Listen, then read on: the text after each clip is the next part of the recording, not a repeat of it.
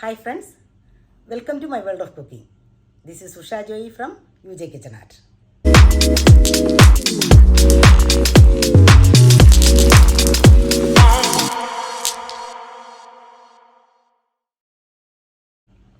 ഞാൻ കഴിഞ്ഞ ആഴ്ച 2 ദിവസം നാട്ടിൽ പോയിരുന്നു എന്ന് പറഞ്ഞിട്ടില്ലേ. അപ്പോൾ ഞാൻ അവിടെ പോയിട്ട് വന്നപ്പോൾ കൊണ്ടുവന്ന മറ്റൊരു സാധനമാണ് വട്ടയില. നാട്ടിലിപ്പോൾ മഴ പെയ്തപ്പോൾ പറമ്പെല്ലാം നിറച്ചും പച്ച പിടിച്ച് നിൽക്കുവാണ്. അപ്പോൾ അതിനിടയിൽ നിറച്ച് വട്ടയില ഇങ്ങനെ നിൽക്കുന്ന കണ്ടപ്പോൾ കുറച്ച് പറിച്ചു കൊണ്ടുവരാമെന്ന് വിചാരിച്ചു. അപ്പോൾ ഈ ഇല പറിക്കാനായിട്ട് എൻ്റെ 2 നീസസും കൂടെ എന്നെ സഹായിച്ചു. അപ്പോൾ ഞാൻ അവരെയും ഇവിടെ വീഡിയോയിൽ കാണിക്കുന്നുണ്ട്. എൻ്റെ ബ്രദറിന് 2 മക്കളാണുള്ളത്. ഒരാൾ ദിവ്യ, അടുത്തയാൾ ദർശന. അപ്പോൾ 2 പേരും കൂടെ എന്നെ ഇല പറിക്കാൻ സഹായിച്ചിട്ടുണ്ട്. പിന്നെ എന്നിട്ട് ആ ഇല കൊണ്ടുവന്ന് ഞാനൊരു നല്ല സ്പെഷ്യൽ ഇലയപ്പമാണ് ഉണ്ടാക്കിയിരിക്കുന്നത്. അപ്പോൾ എല്ലാവരും കാണുക മാത്രമല്ല, ഇത് ഉണ്ടാക്കി നോക്കണം, അത്രയ്ക്കും ടേസ്റ്റാണ്. അപ്പോൾ ഇല പറിക്കുന്നതും അതിൻ്റെ ഫുൾ റെസിപ്പി ഇട്ടിട്ടുണ്ട്, അതും കാണുക. Watch enjoy. Have a nice day. ഇലയപ്പം ഉണ്ടാക്കാനായിട്ട് ഞങ്ങൾ വട്ട ഇല പറിക്കാൻ പോവാണ്. വേണ്ട, ഇതിനകത്താണ് അപ്പം ഉണ്ടാക്കുന്നത്.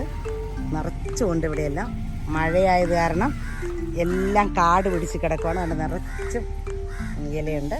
അപ്പോൾ ഇത് പറിച്ച് ഇവിടെ നിന്ന് പറിച്ച് സൗദിയിൽ കൊണ്ടുപോയി അവിടെ വെച്ച് അപ്പം ഉണ്ടാക്കണം. അപ്പം അത് പറിക്കാം.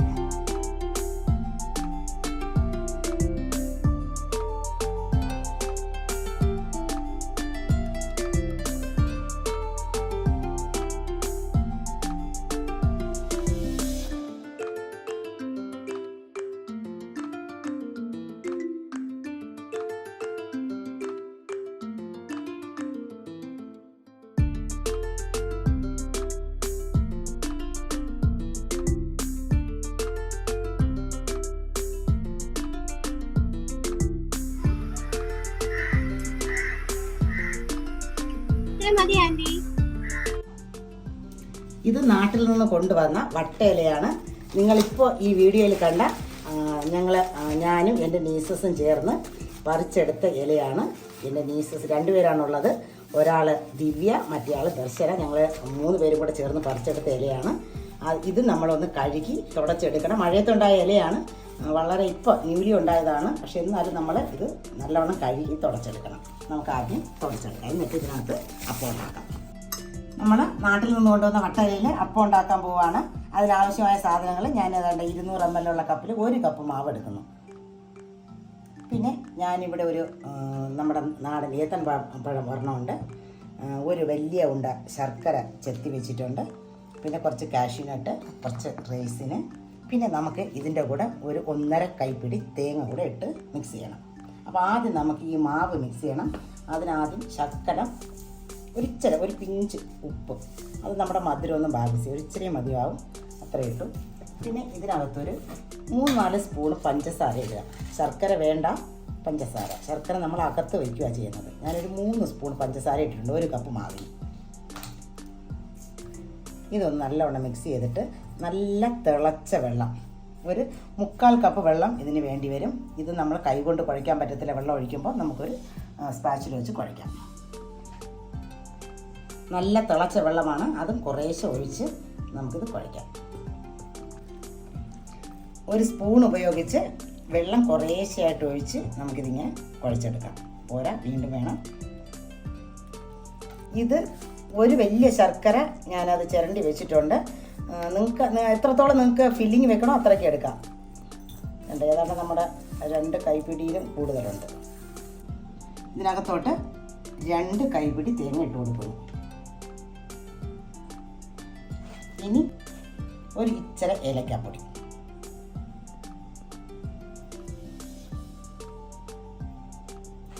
വെള്ളമൊന്നും വേണ്ട, ഇത് നമുക്ക് കൈ കൊണ്ടൊന്ന് മിക്സ് ചെയ്തെടുക്കാം. ആ മാവ് ചൂട് തണുക്കുന്ന സമയം കൊണ്ട് നമുക്കൊരു ഇച്ചിരി നെയ്യ് ഒഴിച്ച് നമ്മുടെ കാഷ്യൂനട്ട് റൈസിനൊന്ന് മൂപ്പിച്ചെടുക്കാം. ഞാൻ കാഷ്യൂനട്ട് ചെറിയ പീസസ് ആയിട്ട് നുറുക്കി വെച്ചിട്ടുണ്ട്. അത് നമുക്ക് ഇതിനകത്തോട്ടിട്ടൊന്ന് മൂപ്പിച്ചെടുക്കാം. ഈ പഴം നമുക്ക് ഒരു 4ആയിട്ട് കീറി അതും ചെറിയ പീസസ് ആയിട്ട് നുറുക്കിയെടുക്കാം. ഇത് ഏത്തൻ പഴമാണ്. മാവ് ഇതുപോലെ ചൂടോടുകൂടെ തന്നെ, ചെറിയ ചൂടോടുകൂടെ തന്നെ നല്ലവണ്ണം കുഴച്ചെടുക്കണം. അപ്പം നമ്മുടെ കയ്യിൽ ഇങ്ങനെ ഒട്ടും. അതുകൊണ്ട് ഒരു ഇച്ചിരി എണ്ണ,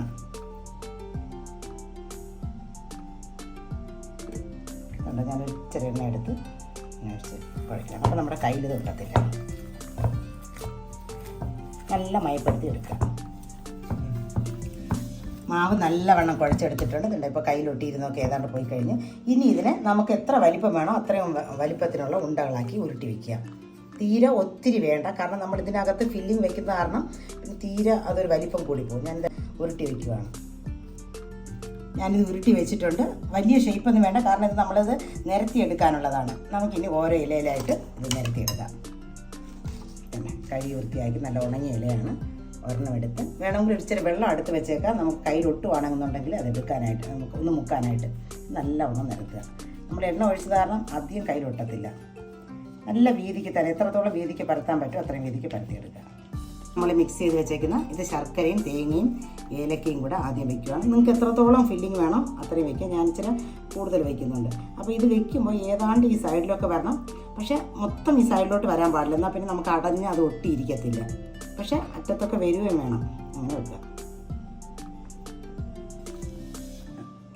ഇനി നമ്മൾ ഇതിനകത്തോട്ട് ഇച്ചിരി കാഷ്യൂനട്ടും, നമ്മളത് നെയ്യിൽ വറുത്ത് വെച്ചതാണ്. ഒത്തിരി വേണ്ട, കുറച്ച് മതി. അതും കുറച്ച് റൈസിനും കൂടെ ഇടുവാണ്.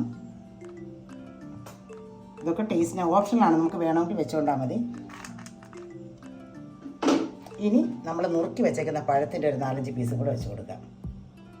അതിങ്ങനെ നിരത്തി വെക്കുക അവിടെ എവിടെയായിട്ട്. ഇനി ഇത് കൈ കൊണ്ട് നല്ല ഭംഗിയായിട്ട് ചേർക്കുക. അപ്പോൾ ഈ സൈഡ് തമ്മിൽ ഒട്ടി വരണം.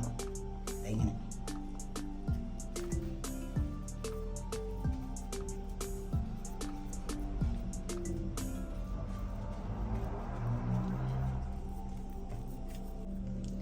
ഇതിങ്ങനെ അതിൻ്റെ ചുറ്റും നല്ലവണ്ണം കൈ കൊണ്ട് ആ മാവ് നമ്മൾ കുറച്ച് ബാക്കി വിട്ടിരുന്നു, അത് ഒട്ടി വരാൻ വേണ്ടിയിട്ട് അങ്ങനെ അത് ചുറ്റുമാക്കിയിട്ട് ഈ ഇല ഒന്നിങ്ങനെ മടക്കി ഇവിടെ കൂടെ ഒന്ന് മടക്കി വയ്ക്കുക. ഇതുപോലെ നമുക്ക് ബാക്കിയെല്ലാം ഒന്ന് മടക്കിയെടുക്കാം. നമ്മൾ ഇതിൻ്റെ വെള്ളമെല്ലാം നല്ല തിളയ്ക്കുന്നുണ്ട്. അതിനകത്തോട്ടൊരു തട്ട് വെച്ചു. ഇനി നമ്മുടെ ഈ വട്ടയിലയിൽ പൊതിഞ്ഞെടുത്ത മാവും ഇതെല്ലാം കൂടെ അതിനകത്തോട്ട് വെച്ച് കൊടുക്കാം.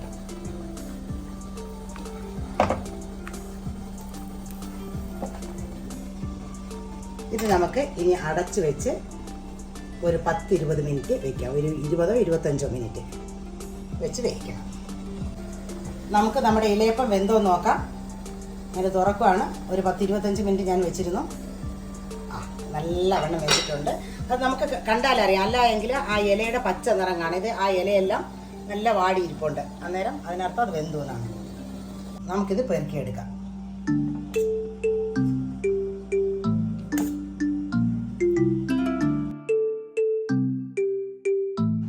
നമ്മുടെ ഇലയപ്പം റെഡി ആയിരിക്കുകയാണ്. ഞാനിത് കണ്ടോ ഒരെണ്ണം മുറിച്ച് തുറന്ന് വെച്ചിട്ടുണ്ട്. നമുക്ക് ബാക്കി